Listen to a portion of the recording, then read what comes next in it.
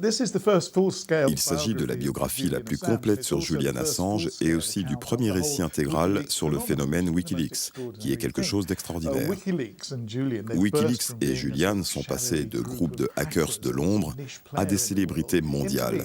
Et Assange s'est transformé en une sorte de rockstar controversé, si vous voulez. C'est donc la première fois que tout est raconté, et tout cela donne le tournis. C'est l'une des plus grosses affaires de ces 10 dernières années. On en a parlé au Kremlin, à la Maison-Blanche, en Chine, en Inde et en Amérique du Sud. C'est une histoire captivante. L'histoire captivante d'un homme en cavale, de la plus grosse fuite d'informations de l'histoire et de la façon dont il a organisé tout cela avec 5 journaux pour que cette histoire voie le jour. Le livre commence avec cette scène magnifique où Julian est déguisé en vieille femme, coiffé d'une perruque et avec une fausse bosse. C'est vraiment arrivé. 2 semaines avant la publication des dépêches en novembre, Julian décida que rester au Frontline Club devenait trop dangereux. Alors, avec quelques copains informaticiens, ils sont montés dans une vieille guimbarde, avec Julian donc déguisé en vieille femme, et se sont dirigés vers le Cambridgeshire, puis vers Norfolk.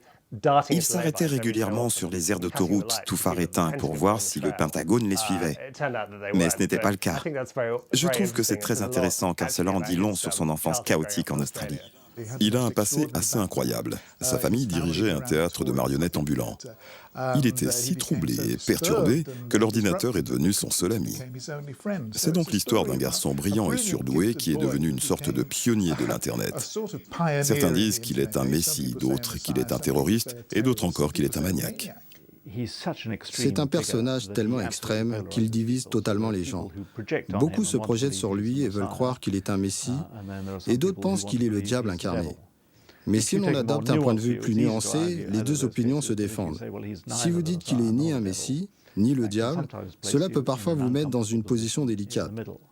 Il y a des gens qui ne veulent rien voir de mauvais en lui, et d'autres qui ne veulent rien voir de bon en lui. Quand Julian est entré dans nos vies à Londres, c'était juste extraordinaire. On aurait dit qu'il sortait tout droit d'un conte de fées. Il n'avait qu'un sac à dos, avec dedans un ordinateur, les vêtements qu'il portait et rien d'autre. Je lui ai demandé s'il avait quelque part où aller, et il m'a répondu que non. Je lui ai alors proposé de l'héberger et lui ai demandé s'il avait mangé. Il m'a dit que non. Je l'ai emmené dans un restaurant et lui ai tendu le menu. Il a commandé une 12aine d'huîtres et un morceau de fromage, puis est venu chez moi. Il est resté éveillé toute la nuit à pianoter sur son ordinateur et vers 5 heures du matin, il s'est subitement effondré et s'est endormi. Il était vraiment crevé. Il avait vraiment un genre de vie très marginal et ce n'était pas facile pour les gens ordinaires de s'en accommoder. Il ne s'agit pas que d'un livre sur Julian Assange, c'est aussi un livre sur Wikileaks, sur la collaboration extraordinaire entre Wikileaks et le Guardian, et 4 autres journaux internationaux, dont le New York Times. Parce que, disons-le, ce dont on parle ici, c'est bien de la plus grosse fuite d'informations de l'histoire. Nous parlons de 250 000 documents secrets, des communications diplomatiques confidentielles qui ont maintenant été diffusées sur la place publique. Il y a eu une grosse engueulade vers le 1er novembre, peu avant que nous publiions les dépêches diplomatiques. Et pour la première fois, nous vous racontons toute l'histoire. Julian a fait éruption avec ses avocats pour poursuivre la rédaction. Il était furieux parce que nous avions donné ces infos au New York Times, qui était censé être notre partenaire. Mais il s'était brouillé avec eux parce qu'ils avaient dressé de lui un portrait peu flatteur, ce qui ne lui avait pas plu. C'est vrai que c'était assez peu élogieux. Nous avons fini par avoir une explication qui dura des heures et on essayait de dire à Julian que l'on ne faisait que suivre l'accord que nous avions depuis le début et qu'on ne pouvait tout simplement pas jeter le bébé avec l'eau du bain à ce stade de la partie.